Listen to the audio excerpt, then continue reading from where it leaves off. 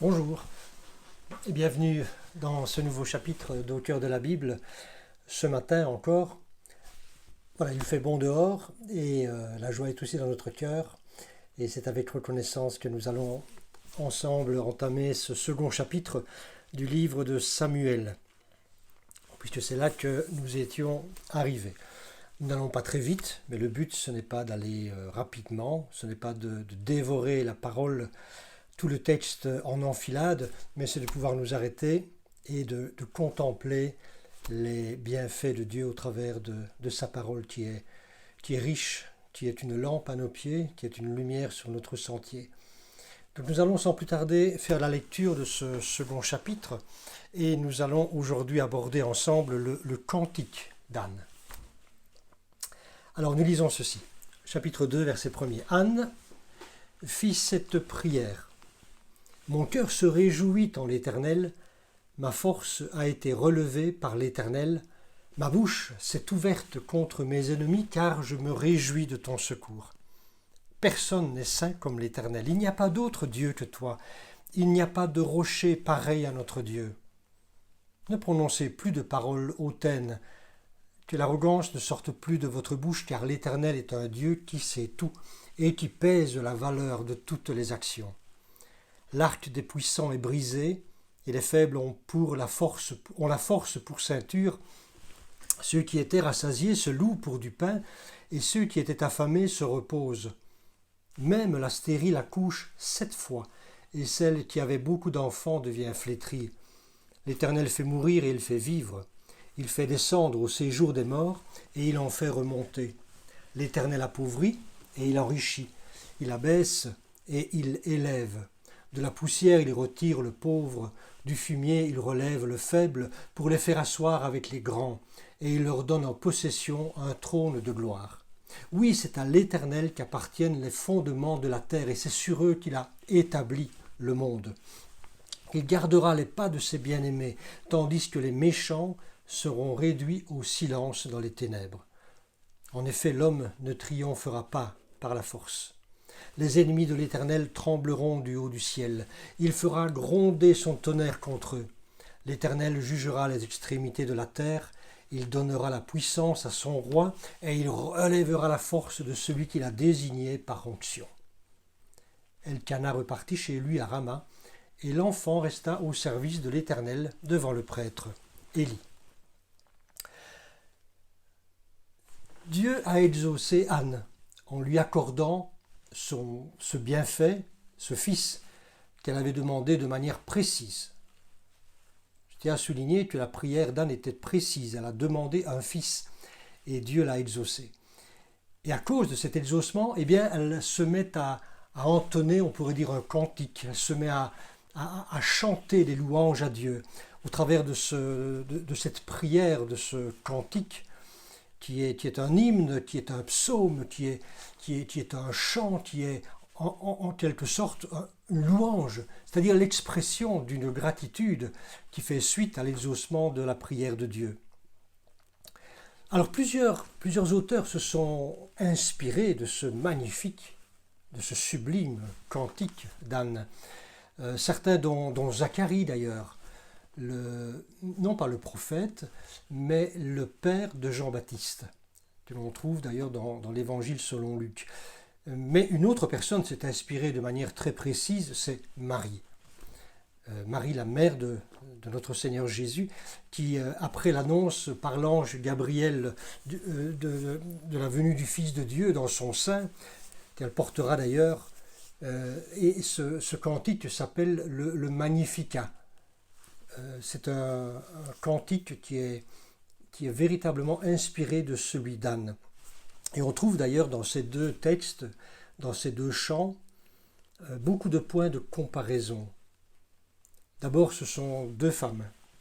Oui, deux femmes à l'époque, dans un contexte machiste, on pourrait dire, un contexte où les patriarches sont maîtres à bord, où les hommes ont toute autorité.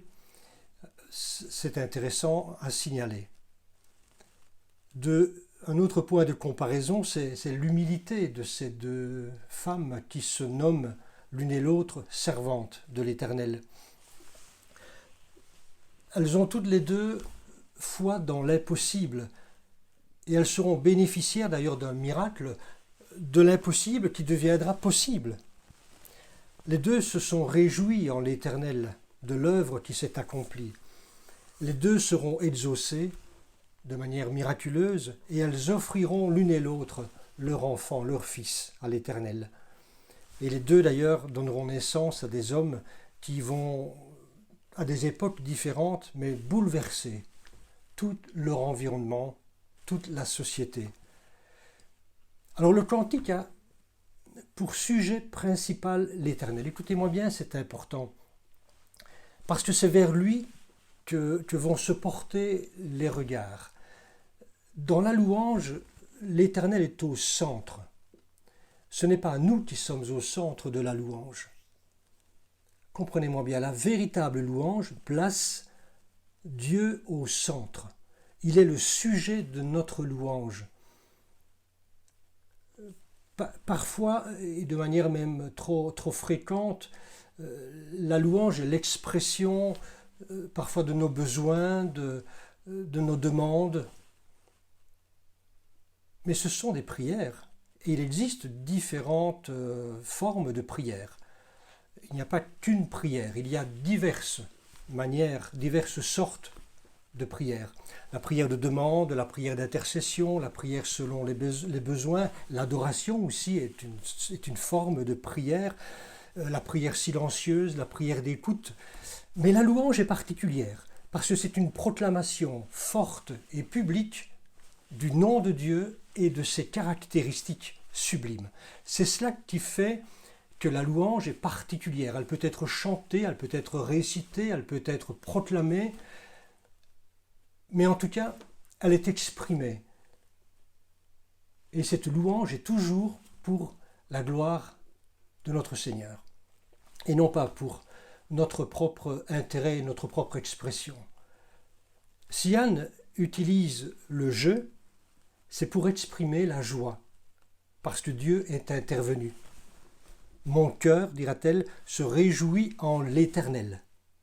Mon cœur se réjouit en l'Éternel. J'étais abattu, c'est-à-dire j'étais sans force vitale, mais Dieu m'a relevé. Il a relevé ma force. Et le terme force traduit le terme corne. La corne était la partie dure, la partie solide, la partie ferme de l'animal, et qui est traduit par force, l'honneur. Autrement dit, Dieu m'a relevé, Dieu m'a redonné force, il m'a redonné honneur. Il a relevé ce qui pour moi était affaibli. Ma force a été relevée par l'Éternel. J'étais sans voix, dira-t-elle, à cause de l'humiliation qui était liée à ma stérilité, à cause des moqueries, à cause du rejet que je devais subir, et particulièrement, entre parenthèses, sa rivale Pénina, bien sûr.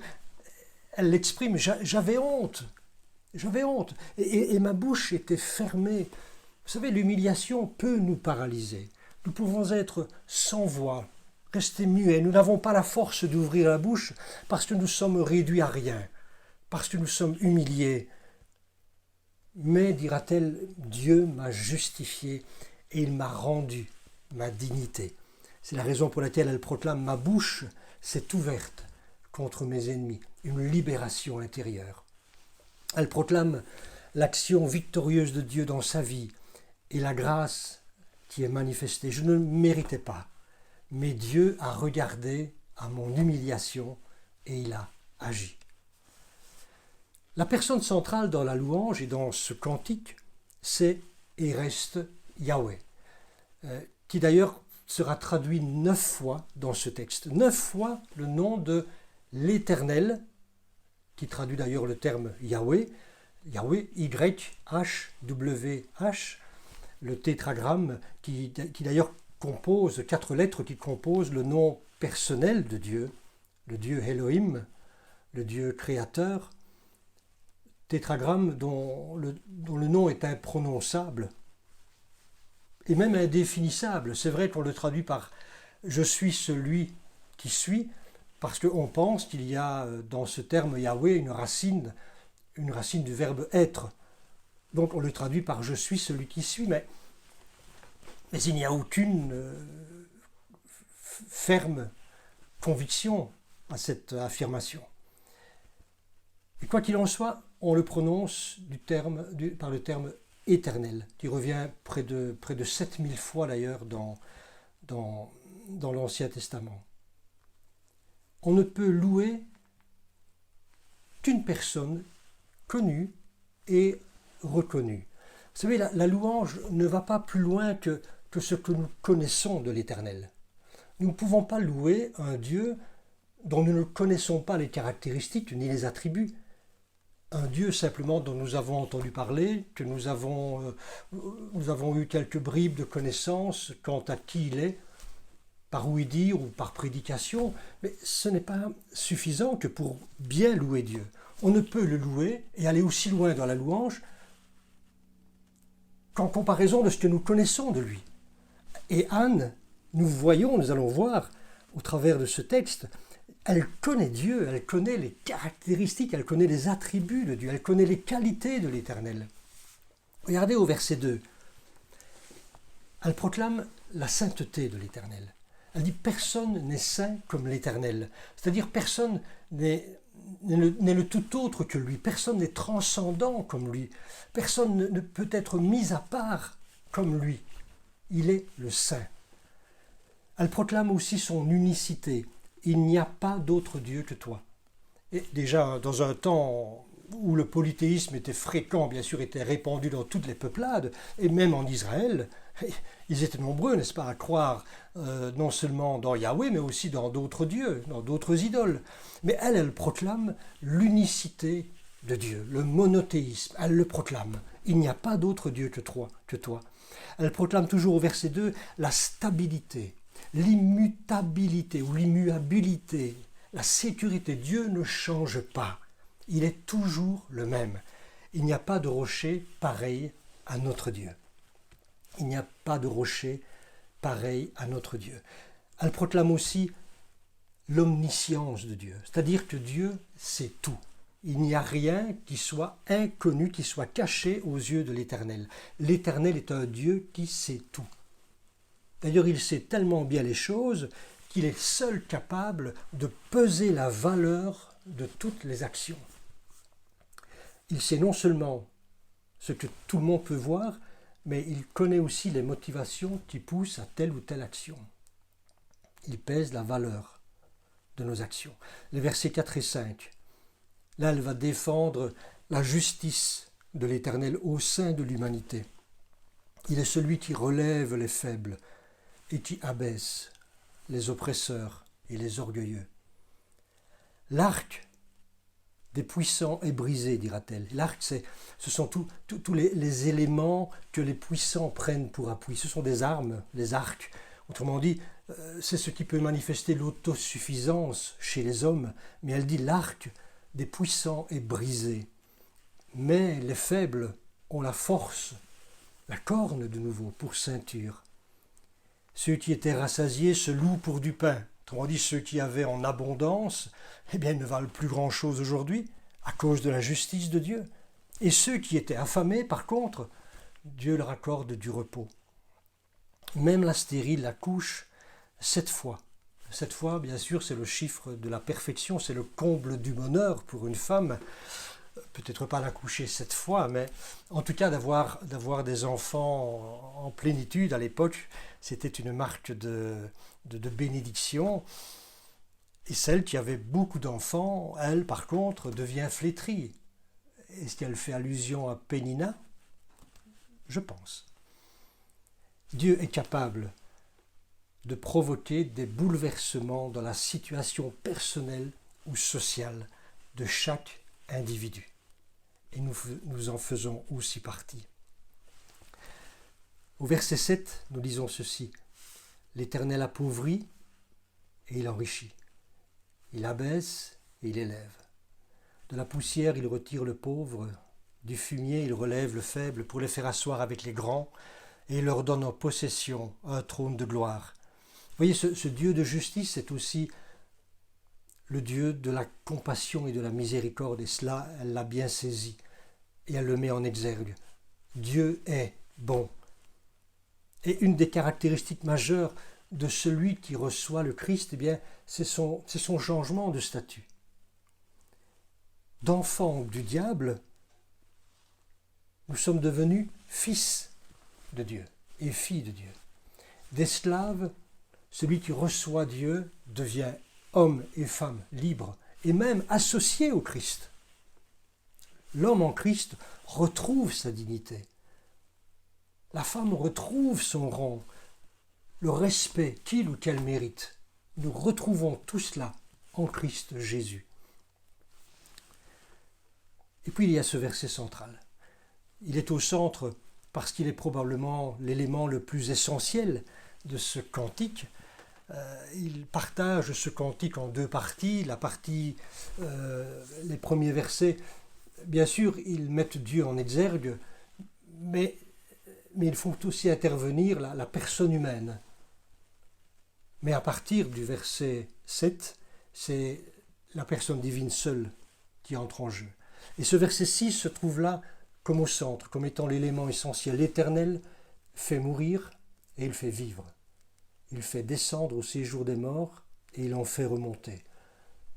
Et là, Anne met en évidence la souveraineté de Dieu. Il est le roi absolu, le roi des rois et le seigneur des seigneurs. C'est celui qui a tout pouvoir sur la vie et sur la mort. Donc, s'il peut avoir pouvoir sur la vie et la mort, cela signifie qu'il peut changer toute situation. Rien n'est impossible à Dieu. Il n'y a rien qui soit étonnant de la part de l'Éternel. Voyez, le sein stérile d'Anne était semblable à une tombe, et pourtant Dieu a pu y faire germer la vie. C'est le verset central du psaume qui témoigne clairement, et là c'est quelque chose d'exceptionnel pour l'époque, de l'existence d'une espérance de résurrection des morts. Il fait descendre au séjour des morts et il en fait remonter. Comprenez que nous sommes 1100 années avant la résurrection de Jésus-Christ. Parole prophétique, s'il en est, mais qui démontre combien cette femme avait une connaissance extraordinaire de l'Éternel. Puis, le regard d'Anne se fait prophétique. Et elle voit l'œuvre de Dieu remporter une victoire absolue sur tous ceux qui oseront s'opposer à lui et manifester son jugement. Et elle dit que cette puissance sera exercée par son roi. C'est une parole prophétique, parce que c'est clair qu'il n'y a pas encore de monarchie en Israël. Il n'y a pas encore de roi qui soit établi. Samuel est encore un enfant, et c'est lui, quelque part, qui sera l'instigateur, je dirais, humain de la monarchie en Israël. Mais Anne déjà annonce la royauté prochaine, de manière bien sûr prophétique. Alors ce n'est pas un anachronisme. Certains ont prétendu que ce ne pouvait pas être Anne, l'auteur de ce cantique, parce que la royauté arrivait après. Mais la monarchie en Israël, ce n'est pas une idée nouvelle dans l'esprit des Israélites. C'était le plan de Dieu déjà, non pas un plan subsidiaire, mais c'était le plan essentiel de Dieu, et c'est là depuis toujours. On prend quelques textes, si vous voulez bien, rien que pour voir que déjà cette notion de royauté était déjà présente dans la pensée israélite. Genèse chapitre 17 et le verset 6, là nous parlons d'Abraham. Genèse 17, 6. Genèse 17, 6, voilà ce qu'il nous est dit d'Abraham.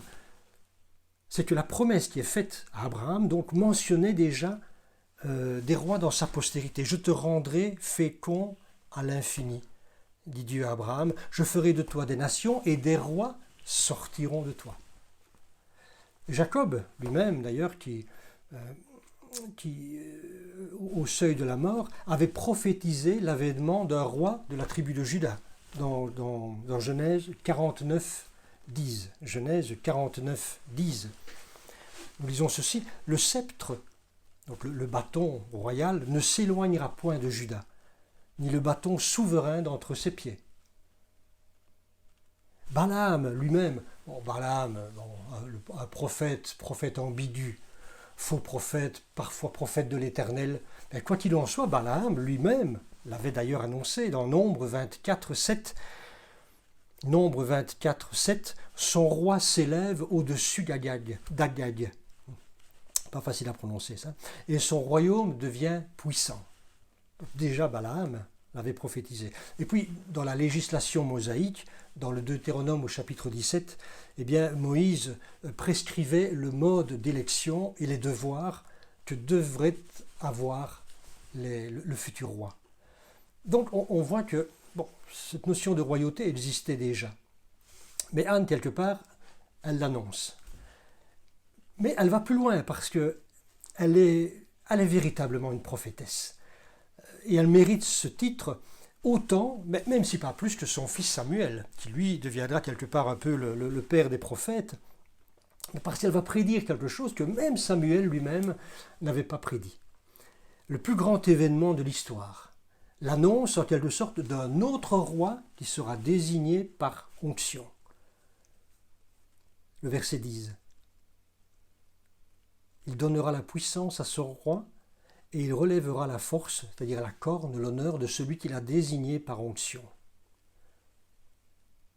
Samuel n'avait pas entrevu le Messie, mais Anne va proclamer la venue sur terre de Jésus-Christ, le Fils de Dieu, en parlant de celui qu'il a désigné par onction, c'est-à-dire le oint, celui qui est le Messie, le Messia, nom qui incarne toute l'espérance du peuple juif. Il était attendu de tout le peuple, prophétisé d'ailleurs depuis toujours. Mais c'est la joie aussi de ceux qui l'ont reçu comme Sauveur et Seigneur. Voilà ce que Anne a prophétisé, non seulement la venue du roi, mais la venue du roi des rois, du Seigneur Jésus lui-même. Quelle merveilleuse louange, n'est-ce pas? La vraie louange qui plaît à Dieu, c'est celle qui l'élève et qui le glorifie. Celle qui confère à Dieu et aussi à son oint, à son Messie, à Jésus-Christ, sa véritable place. Anne, cette femme qui, souvenez-vous, priait du bout des lèvres, qui n'avait même pas reçu un regard satisfaisant d'Élie le sacrificateur, mais cette femme connaissait l'Éternel et elle savait bien parler de lui. Alors, inspirons-nous d'elle lorsque nous louons celui dont le nom est au-dessus de tout autre nom. Voilà. Puisse cette louange, ce cantique, ce chant d'Anne nous inspirer quant à notre manière aussi de louer l'Éternel en esprit et en vérité. Amen. Nous prions un instant. Seigneur, nous te rendons grâce, toi qui es l'Éternel, toi qui es le roi des rois, le Seigneur des seigneurs, toi dont le nom est élevé, il n'y a pas d'autre nom que le tien, toi dont le nom parfois est imprononçable, toi qui es l'Éternel. Tu nous permets encore ce matin, Seigneur, de découvrir la splendeur de ta personne au travers de toutes ces caractéristiques. Apprends-nous, Seigneur, à les connaître et à les développer, à les méditer, à les proclamer, pour que ton nom soit glorifié au siècle des siècles. Amen. Voilà, je vous souhaite de continuer à méditer et pourquoi pas à passer un temps de louange avec l'Éternel. Voilà, soyez bénis et à bientôt.